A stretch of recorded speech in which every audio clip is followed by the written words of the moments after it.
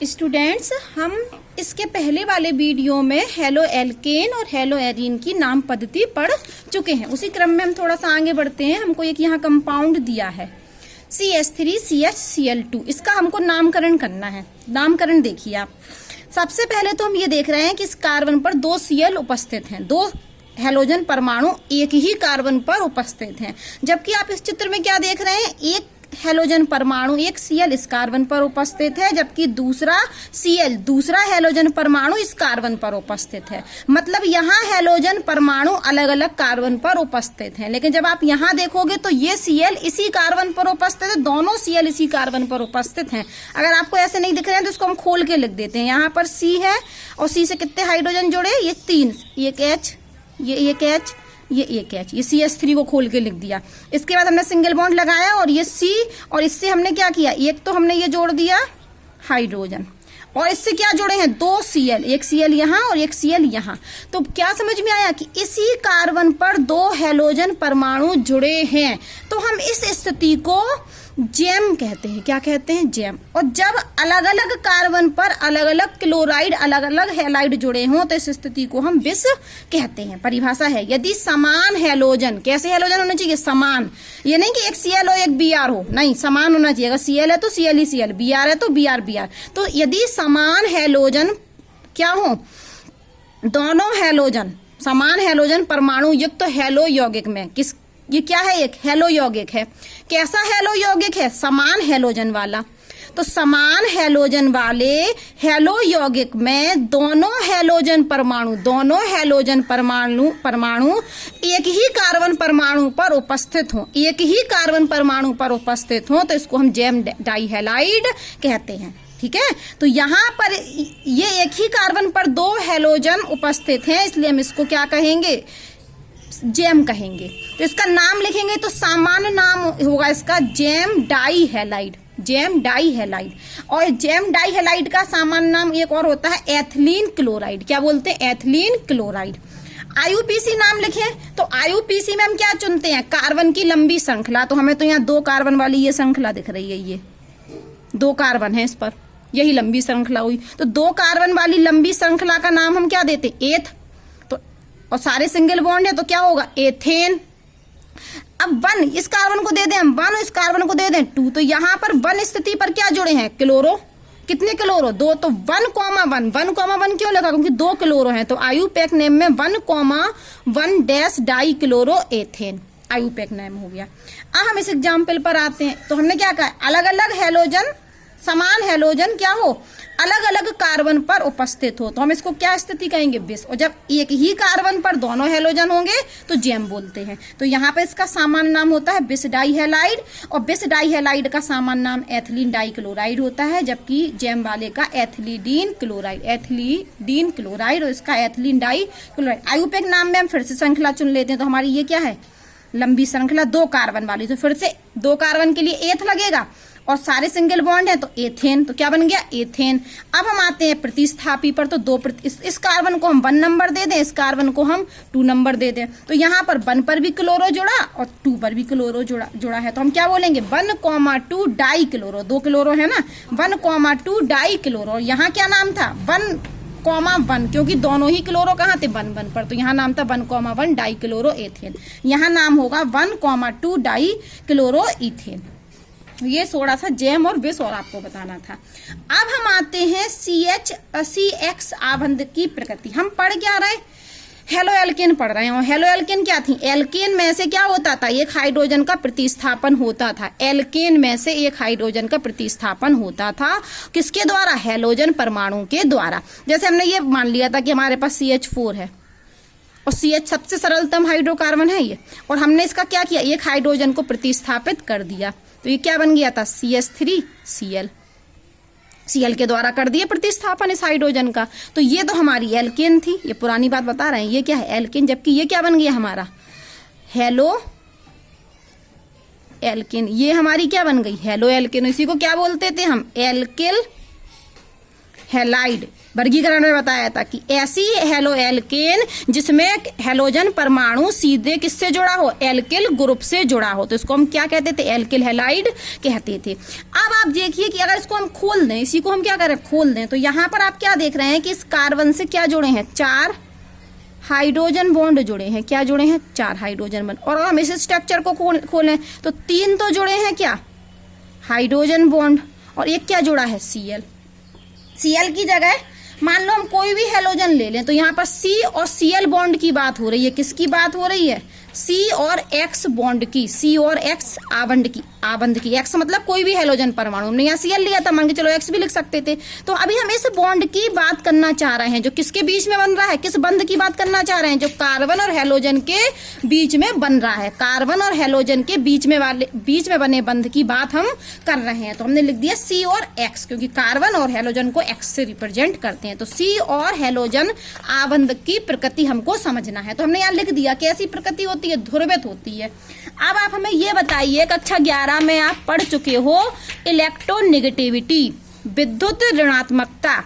आप ये बताइए कार्बन और हेलोजन में किसकी विद्युत ऋणात्मकता ज्यादा होती है, किसमें, कार्बन और हेलोजन में किसकी विद्युत ऋणात्मकता ज्यादा होती है, किसकी होती है, हेलोजन की। और विद्युत ऋणात्मकता होती क्या है, इलेक्ट्रॉन को अपनी तरफ खींचने की क्षमता। चलो हमने यहाँ पर ले लिया ये कार्बन और ये ले लिया हमने कोई हेलोजन, इनके बीच में क्या है, बंध है, क्योंकि एल्केन हेलो एल्केन में इनके बीच में बंध होता है। अब हम जानते हैं, हम लिखेंगे कि हम जानते हैं कि हेलोजन की इलेक्ट्रोनेगेटिविटी कार्बन से ज्यादा होती है, और इलेक्ट्रोनेगेटिविटी का अर्थ है इलेक्ट्रॉन को अपनी तरफ खींचने की क्षमता। तो यहाँ पर एक सिंगल बॉन्ड है, मतलब यहाँ पर क्या है, 2 इलेक्ट्रॉन है। सिंगल बॉन्ड में कितने इलेक्ट्रॉन भाग लेते हैं, 2। सिंगल बॉन्ड कब बनता है, एक इलेक्ट्रॉनों की शेयरिंग यहाँ से हुई होगी, एक इलेक्ट्रॉनों की शेयरिंग यहाँ से हुई होगी। तो यहाँ पर 2 इलेक्ट्रॉन है, तो हो मान के चलो ये लिख दिया हमने। तो क्या होगा कि इसकी हेलोजन की इलेक्ट्रोनेगेटिविटी ज्यादा है, तो ये दोनों इलेक्ट्रॉनों को अपनी तरफ खींच लेगा। हेलोजन क्या करेगा कि जो C और हेलोजन के बीच में जो बंध था, उस बंध के इलेक्ट्रॉन को अपनी तरफ खींच लेगा, और जैसे ही वो इलेक्ट्रॉन को अपनी तरफ खींचेगा तो हेलोजन परमाणु पर आंशिक ऋणावेश आ जाएगा, जबकि कार्बन परमाणु पर आंशिक प्लस आवेश आ जाएगा। फिर से सुन लीजिए, हेलोजन परमाणु की इलेक्ट्रोनेगेटिविटी कार्बन से ज्यादा होती है, इसलिए हेलोजन परमाणु कार्बन और हेलोजन के मध्य बने बंध के इलेक्ट्रॉन को अपनी तरफ खींच लेता है, जिससे हेलोजन परमाणु पर आंशिक ऋणावेश और कार्बन पर आंशिक धनावेश आ जाता है। और इसी आंशिक धनावेश और ऋणावेश के कारण ये क्या उत्पन्न हो गए, ध्रुव पोल्स बन गए ना, ये धन ध्रुव, ये ऋण ध्रुव। तो इस आंशिक धनावेश और आंशिक ऋणावेश की वजह से इस बॉन्ड का नेचर कैसा हो जाता है, ध्रुवित। ये बॉन्ड कैसा हो जाता है, ये बंध कैसा बॉन्ड हो जाता है, पोलराइज, मतलब ध्रुवित हो जाता है। ये बॉन्ड कैसा हो जाता है, ध्रुवित। ध्रुव उत्पन्न हो जाते हैं इसमें, किस वजह से, क्योंकि हेलोजन की इलेक्ट्रोनेगेटिविटी ज्यादा है, इसलिए कार्बन से ज्यादा है। हेलोजन की इलेक्ट्रोनेगेटिविटी कार्बन से ज्यादा है, इसलिए हेलोजन ने बंध के इलेक्ट्रॉन को अपनी तरफ खींच लिया, और खींचते ही साथ क्या हुआ, हेलोजन पर ऋणावेश और कार्बन पर धनावेश उत्पन्न हो गया, अर्थात ध्रुव उत्पन्न हो गए, जिस वजह से इस बॉन्ड का नेचर कैसा होगा, ध्रुवित। अब आप जानते होंगे आवर्त सारणी, सब जानते हैं आवर्त सारणी में क्या है, आवर्त थे और वर्ग थे। तो आप जानते हो कि वर्ग में, आवर्त सारणी में वर्ग में ऊपर से नीचे आने पर परमाणु क्रमांक का मान बढ़ता है ना। तो हम ये जानते हैं कि वर्ग में, ध्यान से सुनिए, वर्ग में ऊपर से नीचे आने पर आकार क्या होता है, बढ़ता है। वर्ग में, आवर्त सारणी में वर्ग में ऊपर से नीचे आने पर आकार बढ़ता है। तो इसका अर्थ क्या है कि फ्लोरीन का आकार सबसे छोटा और आयोडीन का आकार सबसे बड़ा, क्योंकि वर्ग में ऊपर से नीचे आने पर आकार बढ़ता है, तो इसलिए फ्लोरीन का आकार सबसे छोटा और आयोडीन का आकार सबसे बड़ा। हमने यहाँ भाषा लिख दी है। अब आप हमें बताइए बंध लंबाई क्या होती थी, आबंध लंबाई, बॉन्ड लेंथ क्या होती थी। मान लो कि हमने यहाँ पर ले लिया, ये वाला बंध बात कर रहे हैं हम, इस बंध की, ये ले लिया हमने, तो ये यहाँ पर क्या है, इसको मैं ऐसे लिख सकती हूँ, CH3F लिखा है, इसको मैं ऐसे लिख सकते हैं, H3C और F। तो ये वाले बंध की बात कर रहा है, इस बंध की लेंथ। ये बंध किसके बीच में बन रहा? C और F की। हम यहाँ फिर से एक एग्जाम्पल लेते हैं, CH3 और I। तो ये वाला बंध किसके बीच में बन रहा? कार्बन और आयोडीन के बीच में। और ये वाला बंध कार्बन और फ्लोरीन के बीच में। अब मान लिया हमने कि हमारा ये कार्बन एटम है, और यहाँ भी हमने मान लिया ये कार्बन एटम है, ठीक है। अब हमने क्या किया, यहाँ पर फ्लोरीन का आकार क्या होता है? छोटा। तो हमने मान लिया कि ये है हमारा फ्लोरीन आकार, फ्लोरीन तत्व। और आयोडीन क्या है? बड़ा होता। तो फ्लोरीन के गोले से क्या बनेगा? आयोडीन का गोला बड़ा बनेगा। ये क्या होगा? थोड़ा बड़ा बनेगा। बंध लंबाई क्या होती है? जिन तत्वों के बीच में बंध बनता है उन तत्वों के नाभिकों के बीच की दूरी। अब आप देख रहे हो, ये दूरी देखो और ये दूरी देखो, तो ये दूरी थोड़ी सी बड़ी दिख रही। मान लो हम इसको थोड़ा ऐसा बना देते कि ये इतना बड़ा बना देते। मान लो ये अपना कार्बन है, ये किसका है? ये छोटे गोले किसके हैं? मान लिया कार्बन के। और ये वाला किसका है? फ्लोरीन का। और ये वाला किसका है? आयोडीन का। और ये किसका है? कार्बन का। और ये किसका है? कार्बन का। ठीक है, ये कार्बन तत्व का स्ट्रक्चर बना दिया, मान के समझ लो। और फ्लोरीन का, और ये कार्बन का, ये आयोडीन का। क्योंकि फ्लोरीन का आकार छोटा होता है, आयोडीन का आकार बड़ा होता है। तो बंध लंबाई क्या होती? दोनों तत्वों के नाभिकों के बीच की दूरी। और यहाँ देखिए आप, तो ये दूरी कम है और ये दूरी क्या है? ज्यादा। तो जितना बड़ा आकार होगा तत्व का, उसके द्वारा बने बंध की लंबाई उतनी ज्यादा होगी। तो यहाँ पर आप देख रहे हैं कि इस बंध की, इस कार्बन और फ्लोरीन के बंध लंबाई कितनी है? 139 पिकोनोमीटर में दी है। जबकि C और I के बीच में कितनी हो गई? 214। कहाँ? 140 के लगभग। 139 लिखा है, कहाँ क्या लिखा है? 214। इसी वजह से, क्योंकि आयोडीन का आकार क्या होता है? बड़ा। तो यहाँ हमने सीखा कि आवर्त सारणी में ऊपर से नीचे आने पर आकार बढ़ता है, अर्थात फ्लोरीन का आकार सबसे कम और आयोडीन का आकार सबसे ज्यादा। इसी वजह से जो कार्बन और फ्लोरीन के बंध लंबाई होती है वो कितनी होती है? 139। और जबकि कार्बन और आयोडीन के बंध लंबाई 214 होती है, क्योंकि आयोडीन का आकार बड़ा होता है। अब हम पढ़ेंगे एल्केल हैलाइड के बनाने की विधियां। क्या पढ़ेंगे? एल्केल हैलाइड के बनाने की विधियां। तो सबसे पहले हम एल्केल हैलाइड को बना रहे हैं एल्कोहल से। किससे बना रहे हैं? एल्कोहल से। और एल्कोहल आप जानते हो, जैसे हम सबसे सरलतम एल्कोहल यहाँ लिख देते हैं, CH3OH, OH ग्रुप। ठीक है, ये एल्कोहल होता है। अब यहाँ एक बात और सुन लीजिए आप एल्कोहल के बारे में थोड़ा सा, कि ये OH ग्रुप किस कार्बन से जुड़ा? इस कार्बन से। यहाँ OH ग्रुप किस कार्बन से जुड़ा? इस कार्बन से। और ये कार्बन किससे जुड़ा? एक कार्बन से। इसलिए हम इसको प्राथमिक क्या कहेंगे? हम इसको 1 डिग्री एल्कोहल। इसको क्या कहेंगे? 1 डिग्री एल्कोहल। क्यों कहेंगे? क्योंकि यहाँ पर OH ग्रुप जिस कार्बन से जुड़ा वो कार्बन खुद एक कार्बन से जुड़ा है। थोड़ा यहाँ और समझ लीजिए आप। जैसे कार्बन एक कार्बन से जुड़ा हो, कार्बन किससे जुड़ा हो? एक कार्बन से। तो हम इस कार्बन को कहेंगे 1 डिग्री कार्बन। क्या कहेंगे? 1 डिग्री कार्बन। जब कार्बन 2 कार्बन से जुड़ा हो, कार्बन की संख्या के आधार पर बता रहे हैं, तो इस कार्बन को क्या कहेंगे हम? 2 डिग्री कार्बन। ठीक है। जब कार्बन कितने कार्बन से जुड़ा हो? 3 कार्बन से जुड़ा हो, तो इस कार्बन को हम 3 डिग्री कार्बन कहते हैं। कार्बन की संख्याओं के आधार पर, यदि कार्बन 1 कार्बन से जुड़ा है तो 1 डिग्री कार्बन, यदि कार्बन 2 कार्बन से जुड़ा है तो 2 डिग्री कार्बन, और यदि कार्बन कितने कार्बन से जुड़ा है? 3 कार्बन से जुड़ा है तो 3 डिग्री कार्बन, कार्बन की संख्या के आधार पर। अच्छा, हमें ये बताओ कि ये वाला कार्बन कैसा होगा? ये भी एक ही कार्बन से जुड़ा, तो ये भी 1 डिग्री कार्बन है। यहाँ ये वाला कार्बन की बात करें तो ये कार्बन 2 कार्बन से जुड़ा है, इसलिए ये तो 2 डिग्री है। लेकिन अगर हम इस कार्बन की बात करें तो ये कार्बन सिर्फ 1 कार्बन से जुड़ा है, इसलिए ये कैसा होगा? 1 डिग्री कार्बन। ये कार्बन भी 1 कार्बन से जुड़ा है, इसलिए ये भी 1 डिग्री है। यहाँ ये वाला कार्बन 3 कार्बनों से जुड़ा है, इसलिए 3 डिग्री कार्बन। लेकिन इस कार्बन की बात करें तो ये तो सिर्फ एक ही कार्बन से जुड़ा है ना, ये की तो बंध बना रहा है, तो ये 1 डिग्री कार्बन है। ये कार्बन सिर्फ 1 कार्बन से जुड़ा, तो ये वाला 1 डिग्री है, ये वाला भी 1 डिग्री है। ठीक है। तो जब हमने इसकी परिभाषा आती है, एल्कोहल का वर्गीकरण है 1 डिग्री एल्कोहल, 2 डिग्री एल्कोहल और 3 डिग्री एल्कोहल। एल्कोहल में डिटेल में पढ़ेंगे। तो जब OH ग्रुप ऐसे कार्बन से जुड़ा हो जो कैसा हो? 1 डिग्री हो। जैसे आप इस कार्बन की पहचान कीजिए, ये कार्बन सिर्फ 1 कार्बन से जुड़ा, तो ये कार्बन कैसा है हमारा, ये कार्बन कैसा है, 1 डिग्री कार्बन। ये कार्बन 2 कार्बन से जुड़ा तो ये कैसा कार्बन है, 2 डिग्री कार्बन। ये कार्बन 3 कार्बनों से जुड़ा तो ये कार्बन कैसा है, 3 डिग्री कार्बन। तो जब OH ग्रुप 1 डिग्री कार्बन से जुड़ा हो तो इसको हम 1 डिग्री अल्कोहल कहते हैं। जब OH ग्रुप 2 डिग्री कार्बन से जुड़ा हो तो इस कार्बन को हम क्या कहते हैं, 2 डिग्री अल्कोहल। और जब OH ग्रुप ऐसे कार्बन से जुड़ा हो जो कैसा हो, 3 डिग्री हो, तो हम इसको 3 डिग्री अल्कोहल कहते हैं। दूसरे शब्दों में ऐसे बोल सकते हैं कि OH जिस कार्बन से जुड़ा हो वो कैसा हो, 1 डिग्री हो, या तो ऐसे बोले, या बोल सकते हैं कि OH जिस कार्बन से जुड़ा हो वो खुद एक कार्बन से जुड़ा हो।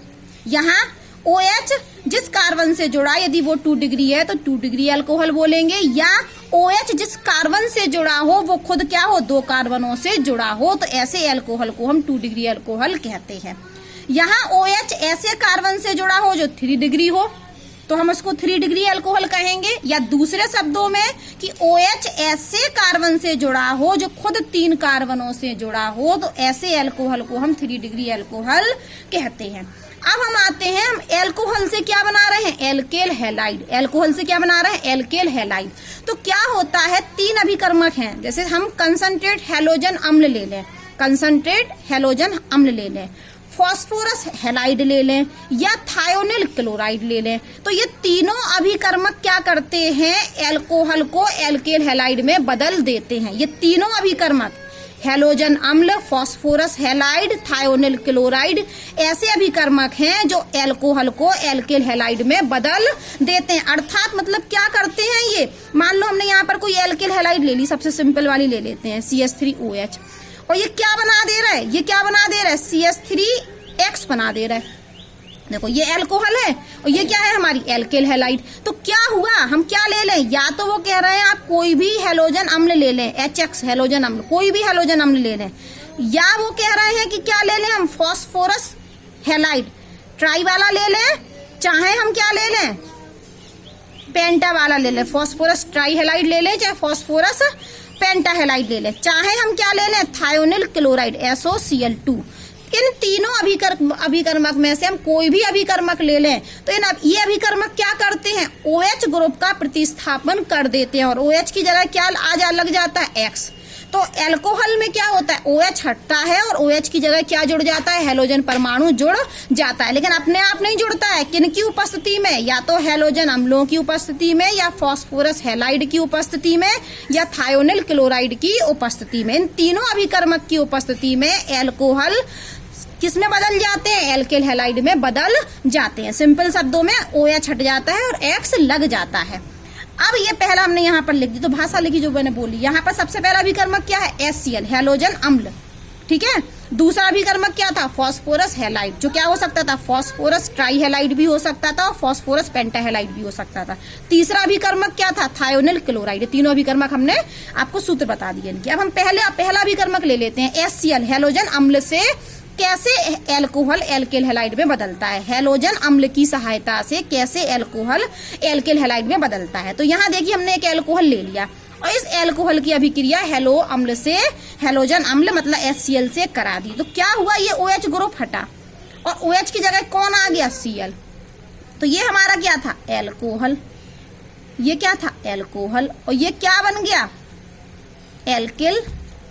एल्केल हैलाइड। तो हम यही तो पढ़ रहे थे, एल्केल हैलाइड बनाने की विधि। एल्केल हैलाइड बन गया किसके द्वारा, अल्कोहल के द्वारा। अभिकर्मक क्या उपयोग किया हमने, HCl।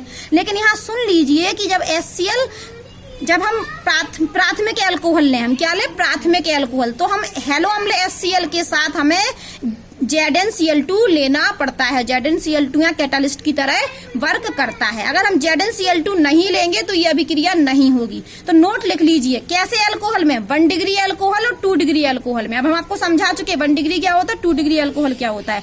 तो 1 डिग्री अल्कोहल और 2 डिग्री अल्कोहल को जब हमें किसमें बदलना हो, एल्केल हैलाइड में।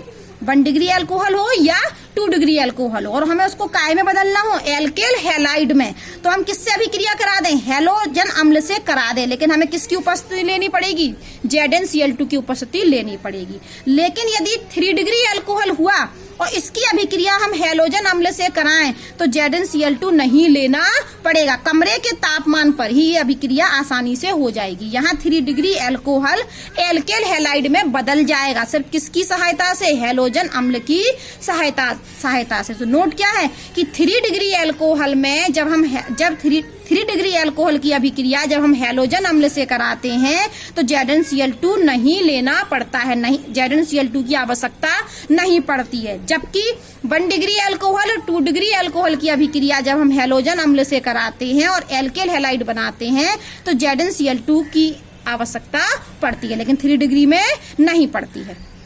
अब हम पढ़ेंगे फास्फोरस हैलाइड से नेक्स्ट वीडियो में।